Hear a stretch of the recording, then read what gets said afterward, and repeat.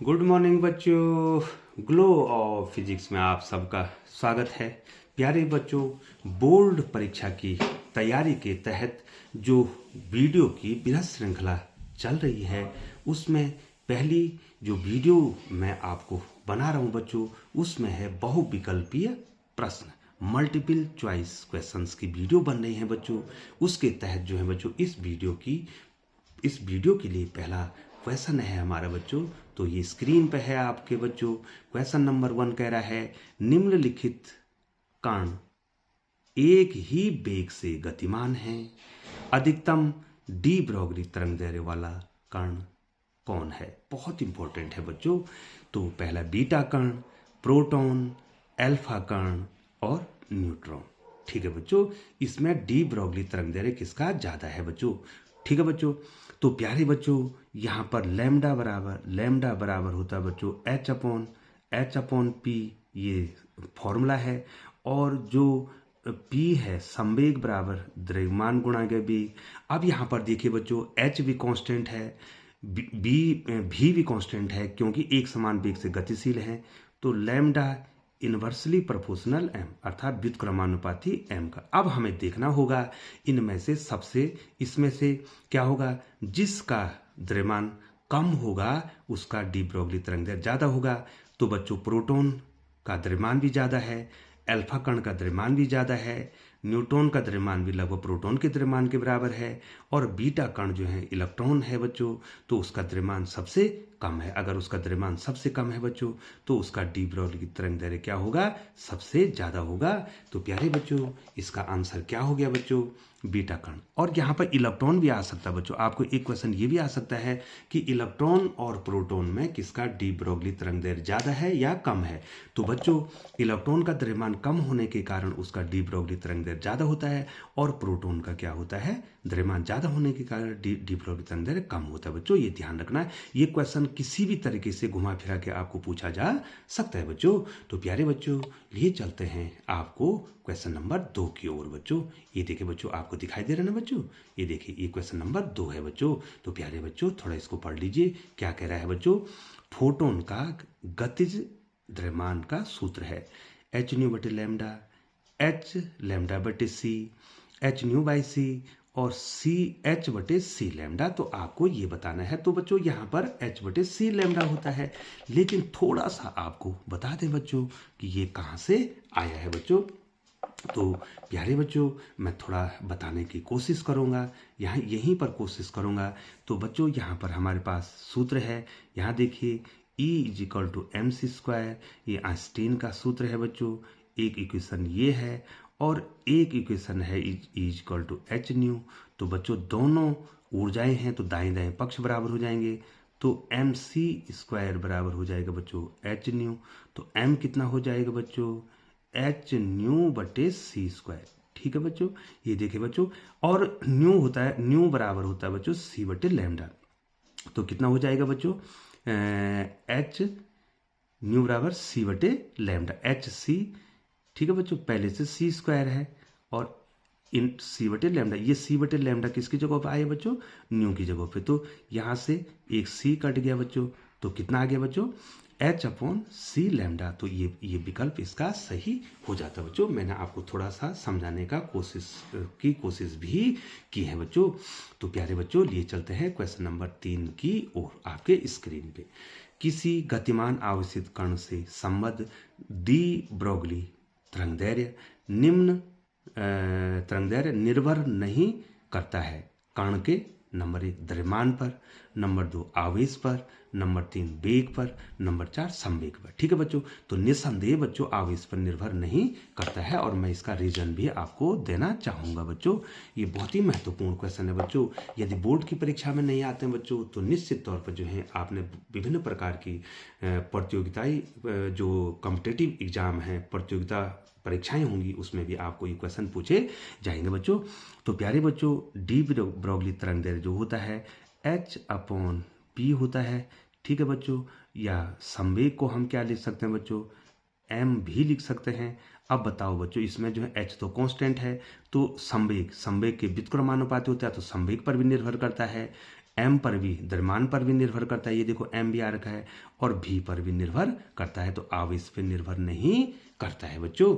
तो प्यारे बच्चों, लिए चलते हैं आपको क्वेश्चन नंबर 4 की ओर बच्चों। देखिए, समान गतिज ऊर्जा वाले विभिन्न कणों की डी ब्रोगली तरंगदैर्घ्य लैम्डा है। क्या है बच्चों? समान गतिज ऊर्जा है, ठीक है, और उसका डी बराबर लैम्डा है। कण के द्रव्यमान m पर निर्भर करती है, ठीक है बच्चों। समान गतिज ऊर्जा वाले विभिन्न कणों की डी ब्रोगली तरंगदैर्घ्य लैम्डा कण के द्रव्यमान m पर निर्भर करती है। मतलब कैसे निर्भर करती है बच्चों, ठीक है। ये तो समानुपाती, लैम्डा समानुपाती m, लैम्डा जो है समानुपाती √1/2 की पावर का मतलब √m, और ये क्या हो गया बच्चों? लैम्डा समानुपाती m-1 का मतलब हुआ 1/m, और लैम्डा समानुपाती m⁻⁻⁻1/2 का मतलब हुआ 1/√m। तो बच्चों यहाँ क्या आया था? यहाँ क्या आया था बच्चों? इधर देखिए बच्चों, लैम्डा इज इक्वल टू क्या हो गया बच्चों? h/m v, ठीक है बच्चों। ठीक है बच्चों, यहाँ पर क्या है? m क्या है? बटे मारा v, तो बच्चों समान होगा क्योंकि गतिज ऊर्जा तो समान है। तो लैम्डा व्युत्क्रमानुपाती क्या हो जाएगा? m, या क्या कह सकते हैं? m की पावर -1। तो ये क्वेश्चन इसका सही है बच्चों। तो क्वेश्चन नंबर 5 की ओर लिए चलते हैं। क्वेश्चन नंबर 5 आप देख लीजिए बच्चों, क्या कह रहा है, मैंने मार्क भी कर रखा है बच्चों इसको। किसी गतिमान कण से बद्ध डी ब्रोगली तरंगदैर्घ्य, ठीक है बच्चों, उसके द्रव्यमान के अनुक्रमानुपाती, ठीक है बच्चों, उसके ऊर्जा के अनुक्रमानुपाती, उसके संवेग के अनुक्रमानुपाती, इसके संवेग के व्युत्क्रमानुपाती। ये मैंने आपको यहाँ पर बता दिया बच्चों। ये देखिए, यहाँ देखिए बच्चों, तो कौन सा विकल्प सही हो जाएगा बच्चों? पहले वाले में तो ये विकल्प सही हुआ था, दूसरे वाले में अंतिम विकल्प सही हो जाएगा बच्चों, क्योंकि बच्चों डी ब्रोगली तरंगदैर्घ्य लैम्डा इज इक्वल टू होता है h/p। h तो कांस्टेंट है बच्चों, तो लैम्डा क्या हो जाएगी? इनवर्सली प्रोपोर्शनल p, अर्थात उसके व्युत्क्रमानुपाती होता है बच्चों। तो प्यारे बच्चों, लिए चलते हैं आपको क्वेश्चन नंबर 6 की ओर। तो प्यारे बच्चों, क्वेश्चन नंबर 6 आपके स्क्रीन पे है। क्या कह रहा है? हाइड्रोजन परमाणु के भूतल, ठीक है बच्चों, माने जो ग्राउंड स्टेट है उसकी जो मूल अवस्था, भूतल माने मूल अवस्था, भूतल ऊर्जा स्तर में इलेक्ट्रॉन का कोणीय संवेग कितना होगा बच्चों? मतलब जो है जो मूल अवस्था में, ठीक है बच्चों, कितना होगा? h/π, h/2π, h/4π, 2h/π। तो प्यारे बच्चों, यहाँ पर जो है जो कोणीय संवेग होता है उसका फॉर्मूला है J = n/h/2π। प्यारे बच्चों, ये बहुत सारे बच्चों ने, जब मैं प्रैक्टिकल लेने गया था इस विद्यालयों में, तो बहुत सारे बच्चों ने ये सही कहा था बच्चों। ये देखिए बच्चों, ये होता है h/2π का पूर्ण गुणज होता है। तो भूतल या मूल अवस्था के लिए n = 1 हो जाएगा बच्चों। तो j कितना हो जाएगा बच्चों? ये तो 1 हो गया, तो कितना हो जाएगा? h/2π। तो कौन सा विकल्प आपको सही लग रहा है बच्चों? देख लीजिए, विकल्प नंबर 2। और इसमें बहुत सारे क्वेश्चन पूछ सकता है। दूसरी कक्षा कहेगा तो n = 2, तीसरी कहेगा तो 3, चौथी कहेगा तो 4, पांचवी कहेगा तो 5, कोई भी विकल्प आपके पास आ सकता है। तो ये विकल्प नंबर 2 सही है बच्चों। तो लिए चलते हैं आपको क्वेश्चन नंबर 7 की ओर। तो क्वेश्चन नंबर 7 क्या कह रहा है बच्चों? हाइड्रोजन परमाणु में बोहर की निम्नतम कक्षा की त्रिज्या r है। बोहर की दूसरी कक्षा की त्रिज्या क्या होगी? ठीक है बच्चों, तो बोहर की दूसरी कक्षा की त्रिज्या r/2, 2r और 4r। तो बच्चों ये जो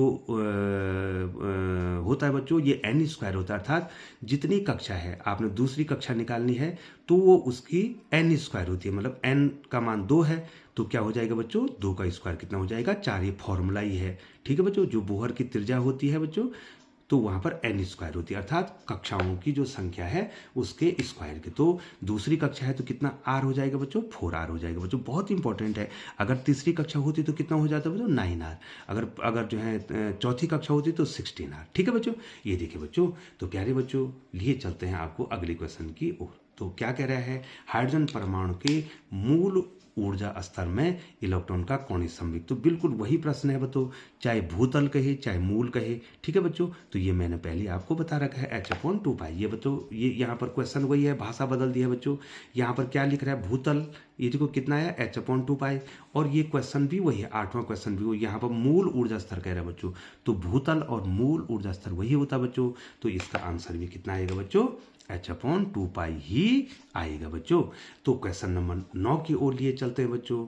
तो क्या कह रहा है बच्चों, ये कह रहा है हाइड्रोजन परमाणु की निम्नतम अवस्था में ऊर्जा ऋण 13.6 इलेक्ट्रॉन वोल्ट है, मैंने पहली कक्षा, तो n बराबर 3 की ऊर्जा कितनी होगी बच्चों, तो ये दिखाई दे रहा है। तो यहाँ पर मैंने किस पे टिक किया है बच्चों, देखिए ऋण 1.51 इलेक्ट्रॉन वोल्ट। अब मैं आपको इसको बता भी देता हूँ, कोशिश करता हूँ कि आपको ये आ जाए बच्चों।